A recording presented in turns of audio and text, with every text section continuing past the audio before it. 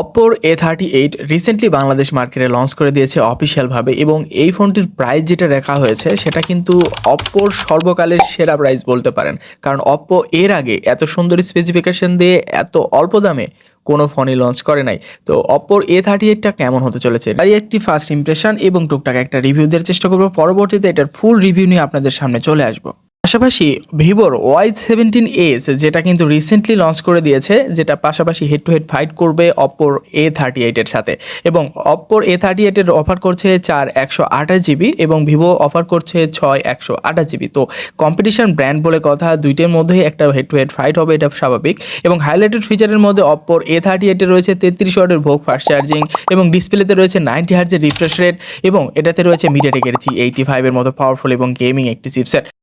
সব মিলে এই ফোনটি আপনাদের জন্য কতটুকু ভ্যালু ফর মানি প্রোভাইড করবে সেটা জানাতে আমি রয়েছি পারভেজ হাসান, আর আপনারা দেখছেন আপনাদের পছন্দের চ্যানেল PhZoNe। তো একটি মুহূর্ত মিস না করে ভিডিওতে লাইক করে এবং চ্যানেলটি সাবস্ক্রাইব করে চলুন আজকের ভিডিওটি শুরু করা যাক।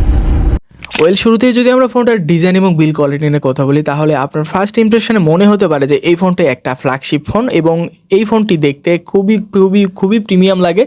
অর্থাৎ আপনি এই ফোনটা হাতে নেওয়ার পর কখনোই আপনার চিপ ফিল হবে না এবং এই ফোনটি দেখলে আপনার মনে হবে কোনো রেনো সিরিজের ফোন হয়তো বা আপনি ইউজ করছেন।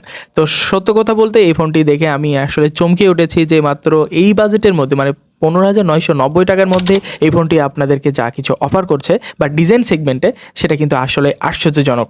এছাড়াও এই ফোনটার পিছনের দিকে যদি আপনি দেখেন তাহলে দুইটি ক্যামেরা মডিউল দেখতে পাবেন, যে দুটো ক্যামেরা মডিউল এর আগের ফোনগুলোতে আমরা দেখেছি আলাদা আলাদা করে ক্যামেরা বসিয়ে দিয়েছিল, বাট এটা কিন্তু একসঙ্গে জুড়ে দিয়েছে, যেই কারণে একটা প্রিমিয়াম মানে আপনার ডিজাইন এটাতে কিন্তু সার্ভ করেছে এবং দেখতে কিন্তু খুবই আই ক্যাচিং মনে হচ্ছিল। এছাড়াও এই ফোনটার ফ্রেম এবং এটার বডিতে রয়েছে টোটালি প্লাস্টিক, বাট প্লাস্টিক থাকা সত্ত্বেও পিছনের দিকে আপনার যেটা প্রিমিয়াম ফিনিশিং পাবেন এটা কিন্তু আপনার কাছে কখনো চিপ মনে হবে না। এছাড়াও এটাতে রয়েছে IP54 এর ওয়াটার অ্যান্ড ডাস্ট রেসিস্ট্যান্ট, যেটা কিন্তু এই বাজেটের মধ্যে কোনো ফোনে দেখা যায় না। তো সেক্ষেত্রে এটা কিন্তু একটা লাইক করার মতোই একটা জিনিস। আবার এই ফিচারের জন্য আপনি আবার পানিতে চুবাইতে যান না, তাহলে কিন্তু আবার বড় বিপদেও পড়তে পারেন। এছাড়া ওই ফোনটার ফ্রন্ট সাইডে যদি আপনি দেখেন তাহলে দেখবেন ওয়াটার ড্রপ নচ ডিসপ্লে, যেটাতে 90 হার্জের রিফ্রেশ রেট ইউজ করা হয়েছে, যেটা মোটামুটি একটা ভালো ডিসপ্লে এই বাজেটের মধ্যে রয়েছে। বাট এখানে নচ ডিসপ্লে প্রোভাইড করার জন্য একটু উইয়ার্ড লাগছে এই সময় এসে। সো এই ক্ষেত্রে যদি একটা পাঞ্চল দেখতে পারতাম কতই না ভালো হতো। তো এই ফোনটার বেশ লাইট ওয়েট ফোন, আপনি এক হাতে ইউজ করার জন্য যথেষ্ট পারফেক্ট একটি ফোন। এটাতে থিকনেস হিসেবে রয়েছে 8.2 মিলিমিটার এবং এটার ওয়েট হয়েছে মাত্র 190 গ্রাম। তো আমার মনে হয় না যে আপনার এই ফোনটা ইউজ করতে আনকমফোর্টেবল লাগবে। এছাড়াও এই ফোনটিতে দুইটি কালার প্রোভাইড করেছে, একটি হচ্ছে গ্লোয়িং ব্ল্যাক আর একটি হচ্ছে গ্লোয়িং গোল্ড। দুইটি ফোনের কালারই দেখতে খুবই গর্জিয়াস, আপনি দুইটি ফোনের কালার দেখলে কোনোটাই ফেলে দিতে পারবেন না, দুইটি কালারই খুবই সুন্দর। আর আমার হাতে যেটা দেখছেন এটা হচ্ছে গ্লোয়িং গোল্ড। এই ফোনটাতে ডিসপ্লে প্রোভাইড করেছে 6.56 ইঞ্চের একটি HD+ রেজলিউশনের ডিসপ্লে, যেটার রেজলিউশন থাকছে 720x1600 পিক্সেল এবং এটার PPI ডেন্সিটি থাকছে 269 PPI ডেন্সিটি এবং পিপ ব্রাইটনেস থাকছে 720 পিক ব্রাইটনেস। তো এই ক্ষেত্রে যদি আপনি ফোনটার ডিসপ্লে নিয়ে আপনি আউটডোরে বা ডে লাইটে গিয়ে আপনি ডিসপ্লে ভিজিবিলিটি চেক করেন তাহলে দেখতে হচ্ছে যে খুব একটা স্ট্রাগল করতে হবে না, বাট আপনি ইনডোরে ইউজ করলে কোনো টেনশনই নেই, বাট আউটডোরে গেলে একটু কষ্ট করে দেখতে হবে। তারপরও 720 পিক ব্রাইটনেস রয়েছে, তো এই ক্ষেত্রে আমার মনে হয় না খুব একটা প্রবলেম হতে পারে। পাশাপাশি এই ফোনটাতে রয়েছে 90 হার্জের রিফ্রেশ রেট, যেটার জন্য আপনার এই ফোনটাকে আরও প্রিমিয়াম করে দিয়েছে। আর এই ফোনটার যদি আপনি 90 হার্জের চেক করেন তাহলে একটা সুপার স্মুথ একটা পারফরমেন্স পাবেন, যেটা একটা বাটার ফিল দিচ্ছিল। আর এটা ইউজ করে আপনি যথেষ্ট পারফেক্ট একটা ফিল পাবেন, এটা আপনাকে নিশ্চিত আমি একটা গ্যারান্টি দিতেই পারি। সো 90 হার্জটা খুব সুন্দরভাবে কাজ করছিল, মানে অনেক ফোন আছে 90 হার্জ দেয় বাট 60 হার্জে রেগুলার কাজ করে, বাট এটাতে 90 হার্জই কাজ করছিল, এটা কিন্তু একটা প্লাস পয়েন্ট।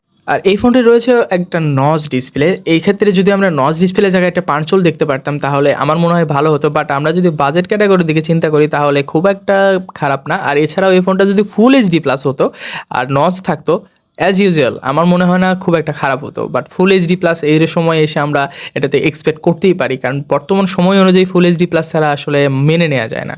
এছাড়াও এই ফোনটা যদি আপনি কন্টেন্ট ওয়াচিং করেন তাহলে একটা ভালো ফিলিংস পাবেন। এখানে যদি কালার কোয়ালিটির কথা চিন্তা করেন তাহলে কালার খুবই সুন্দর ছিল, মানে খুব একটা খারাপ না। আর আপনি যদি ওয়াচিং করে থাকেন, মাল্টিটাস্কিং করে থাকেন, তো সেক্ষেত্রে আমার মনে হয় খুব একটা প্যারা খাবেন না। এই ফোনটার ডিসপ্লে নিয়ে আপনি সন্তুষ্ট থাকবেন এই প্রাইস পয়েন্টের মধ্যে। এছাড়াও এই ফোনটার পারফরমেন্স সেকশন নিয়ে কথা বলতে গেলে শুরুতে বলতে হয় আউট অফ দ্য বক্স আপনি Android 13 পাবেন এবং কয়েক বছরের আপগ্রেড পাবেন এই ফোনটাতে। এছাড়াও এই ফোনটার কালারওয়েজ ভার্সন 13 থাকছে, কালারওয়েজ নিয়ে কোনো কমপ্লেন করছি না, কালারওয়েজের UI সিস্টেমটা অনেকটাই বেটার, আপনার মনে হয় না খুব একটা পেইন হবে এই বাজেটের মধ্যে এই কালারওয়েজ ভার্সন নিয়ে।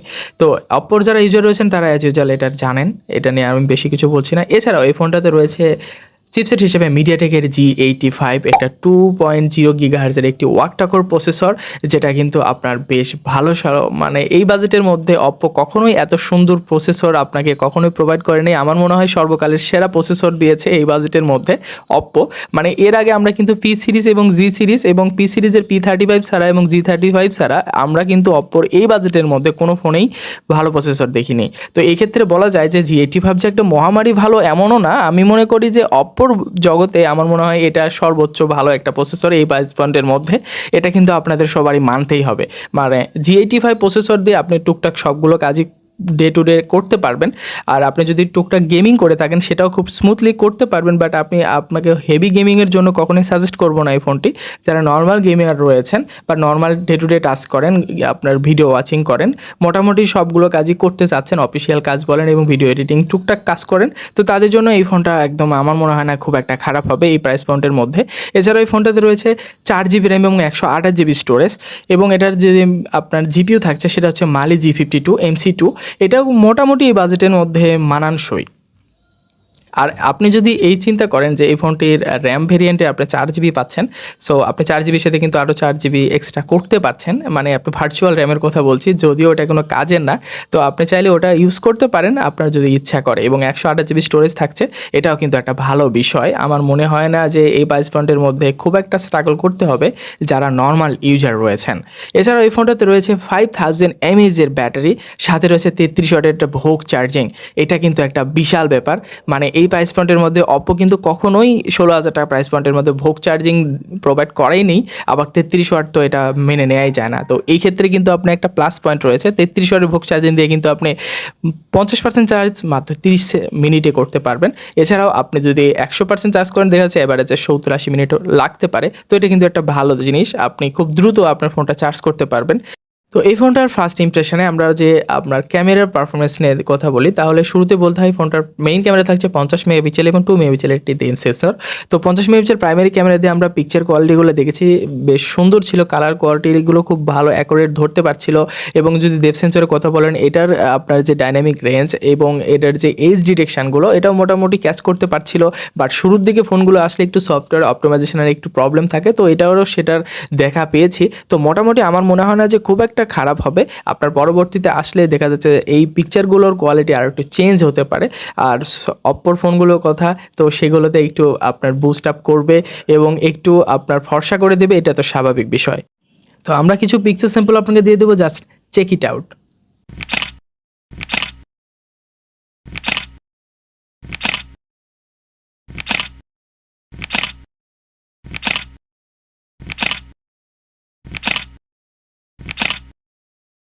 এছাড়া ফ্রন্টে রয়েছে মাত্র 5 মেগাপিক্সেল ক্যামেরা। এটা কিন্তু আমার কাছে যথেষ্ট আনঅ্যাকসেপ্টেবল। মানে 5 মেগাপিক্সেলের জায়গায় 8 মেগাপিক্সেল থাকলে আমার মনে হয় খুব একটা কষ্ট হতো না, অপ্পো দিতে পারতো। 5 মেগাপিক্সেল ক্যামেরা দেওয়ার সত্ত্বেও অপ্পোর এই 5 মেগাপিক্সেল ক্যামেরা কিন্তু খুব একটা খারাপ পিকচার আপনাকে প্রোভাইড করবে না, বাট একটু ডিটেলসের ঘাটতি লক্ষ্য করবেন। তো সেটা স্বাভাবিক বিষয়, পড়বে, শার্পনেসটা একটু আপনার চোখে পড়বে। তো সেক্ষেত্রে আপনার মনে হয় না যে খুব একটা কষ্ট হবে। যদি আপনি প্রপার লাইটে আপনি পিকচারগুলো তোলেন, সেক্ষেত্রে আপনার লাইটের শার্পনেস এবং ডিটেলসের ঘাটতি আমার মনে হয় চোখে পড়বে না। ওয়েল, সর্বশেষ আমরা এই ফোনটা ডিটেলস নিয়ে যদি একটু আলোচনা করি, তো ফার্স্ট ইমপ্রেশনে আমার মনে হয় না যে এই ফোনটা আপনার কাছে খুব একটা খারাপ হবে। এই প্রাইস পয়েন্টের মধ্যে অপ্পো আপনাকে সর্বকালের সেরা প্রসেসর দিয়ে ফোন দিচ্ছে। মানে আপনার অপ্পোর সেরা প্রসেসর, মানে এই প্রাইস পয়েন্টের মধ্যে অপ্পো কখনো G35 ছাড়া যেতেই পারে নাই। তো সেক্ষেত্রে কিন্তু G85 প্রসেসর কিন্তু একটা ভালো আপনাকে কিছু অফার করছে, এবং মিডিয়াটেকের G85 প্রসেসর কিন্তু একটা স্টেবল পারফরমেন্স আপনাকে প্রোভাইড করবে। এছাড়াও 33 ওয়াটের ভোগ চার্জিং এবং ডিসপ্লেতে 90 হার্জ রিফ্রেশ রেট আপনাকে একটা বাটার ফিল দিবে।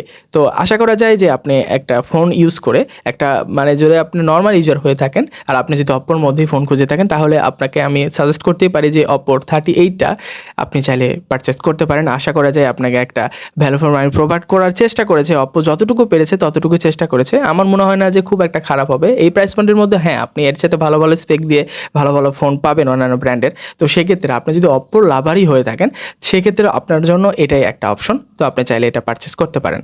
আর এই ফোনটার ডিজাইন কিন্তু দেখতে আমার আমার খুবই গর্জিয়াস মনে হয়েছে। আপনারা যারা ডিজাইন নিয়ে খুব সিনসিয়ার রয়েছেন তারা কিন্তু এই ফোনটা দেখলে খুব একটা মানে হতাশ হবেন না। এই প্রাইস পয়েন্টের মধ্যে খুব একটা চিপ ফিল আপনাকে দেবে না, বেশ প্রিমিয়াম একটা বড়লোকি ফিল দিবে। সো আজকের মতো এই পর্যন্ত, দেখা হচ্ছে নতুন কোনো ভিডিওতে। সে পর্যন্ত ভালো থাকবেন, সুস্থ থাকবেন। আর আমাদের চ্যানেলটি যারা এখনও সাবস্ক্রাইব করেন নাই, ভাই ছোটো ভাই মনে করে একটু সাবস্ক্রাইব করে দেন না, কষ্ট হবে না আশা করা যায়, আর আপনার ক্ষতিও হবে না। তো আজকের মতো এই পর্যন্তই, আল্লাহ হাফেজ।